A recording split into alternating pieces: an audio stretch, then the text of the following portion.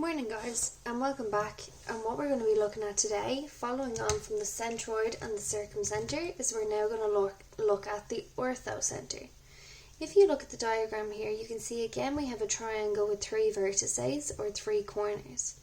The orthocentre is defined as the POI, the point of intersection of the perpendiculars from the vertice to the opposite side. So for example, if we had A, B and C, this would be the perpendicular line through A that is perpendicular to BC is what we're looking for. Or here we would have the perpendicular through B that is perpendicular to AC.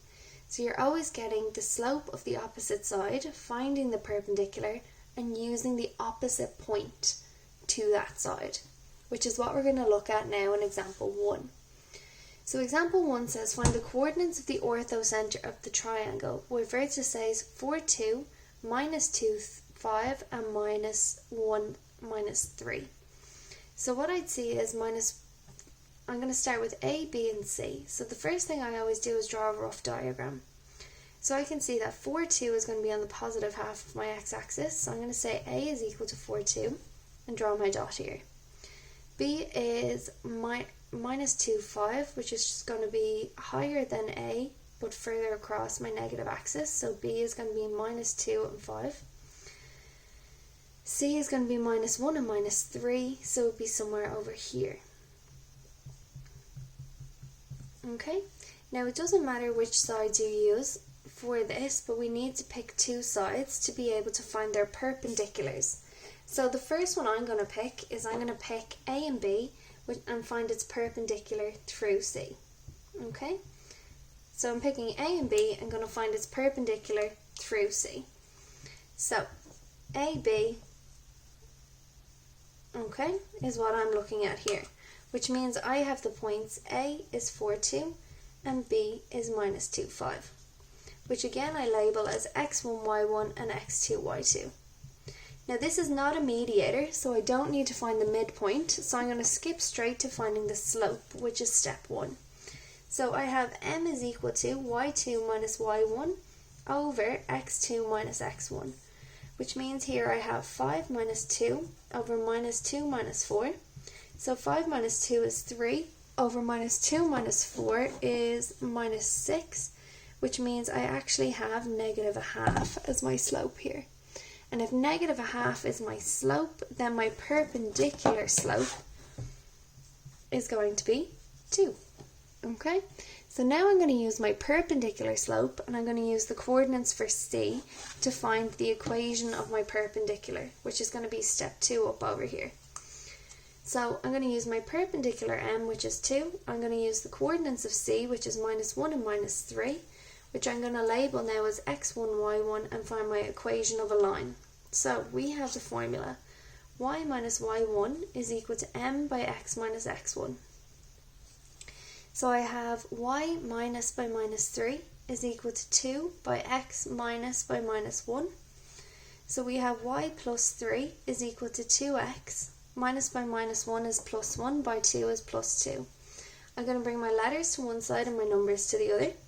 So my 2x becomes a negative 2x plus y is equal to 2 minus 3, which is minus 1. And I have my first equation of a perpendicular. So now I'm going to pick another line, and I'm just going to pick AC, which means if I'm finding the perpendicular to AC, it has to go through B. So again, I'm going to write out AC. So I have my coordinates A, which is 4, 2, and I have C, which is minus 1, minus 3. And the first thing I'm going to do here again is to find my slope. So I have M is equal to y2 minus y1 over x2 minus x1. And I always label them, guys, before I fill them in. So we have x1, y1, x2, y2. So now we have minus 3 minus 2 all over minus 1 minus 4. So minus 3 minus 2 is minus 5, all over minus 1 minus 4 is minus 5, which means my slope here is positive 1. Which means if my slope is positive 1, my perpendicular slope needs to be negative 1. So now I'm going to move on to a new board, but remember I'm using my perpendicular slope, which is negative 1, and the coordinates of the opposite vertex, which is B, to find my next equation. Okay? So looking at the next board here for step 2, using AC, so I'm going to have my perpendicular slope, which I know now is -1, and it's going to go through the coordinates of B, which is -2 and 5, okay, which are going to be my x1, y1. So now I need to find the equation of this line using my formula, y minus y1 is equal to m by x minus x1, which means I have y minus 5 is equal to minus 1 by x minus by minus 2. So I have y minus 5 is equal to minus 1x, minus 1 by minus 2. This is a plus 2, so by minus 1 is minus 2. Again, I'm going to bring my letters to one side and my numbers to the other, which means my 1x is now going to be a positive. So we have x plus y is equal to plus 5 minus 2, which gives me 3. So now I have my second perpendicular. So now my last step here is I need to find the point of intersection between the two perpendiculars to find my orthocentre. So I have x plus y is equal to 3. I have minus 2x plus y is equal to minus 1, and now I'm going to use simultaneous equations to solve for my orthocentre. So I'm going to times the top line by 2 to try to get my x's to cancel. So I have 2x plus 2y is equal to 6. I have minus 2x plus y is equal to minus 1. So these guys cancel. And I'm going to add the 2 together, which means I have 3y is equal to 5. Divide both sides by 3, so y is equal to 5 over 3. The next thing I'm going to do is find my x value. So I'm going to have x plus y is equal to 3. So x is going to be x plus 5 over 3 is equal to 3. I'm going to minus 5 over 3 from both sides, so bring it over, change the sign. So I have x is equal to 3 minus 5 over 3. Which means x is equal to 4 over 3. And again, guys, if we can't do fractions like that in our head, we just put them into our calculator. So 3 minus 5 over 3 gives me 4 over 3. Which means now I finish with, therefore, my orthocentre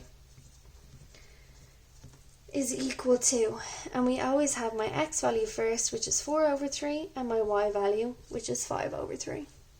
Now guys, take a second again, go through those steps, make sure we understand them, then we're going to add them into our notes copy and try a few sums. Thanks guys.